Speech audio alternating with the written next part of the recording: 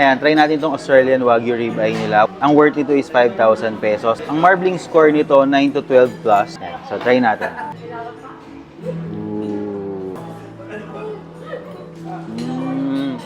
Sobrang lambot. Melts in your mouth. Pats niya, lasang-lasa.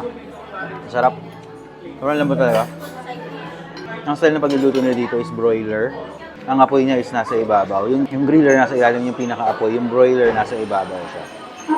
Hi guys, nandito kami ngayon sa Route 95 Diner dito sa Giginto, Bulacan. Nandito kami sa grand opening nila ngayong mismong araw na to. At R95 Plus kasi meron sila mga additional featuring sa branch na to. Tingnan natin kung ano yung meron dito sa branch na to sa Giginto, Bulacan. Tara! Pagpasok nyo sa kanilang restaurant, meron din silang mga delish dito. Meron silang mga cakes, meron silang cheese, meron silang mga ham, mga cold cuts para pair sa kanilang wine. Meron din silang hamon serrano dito. Imagine, no? Meron silang hamon serrano dito. At meron din silang Iberico.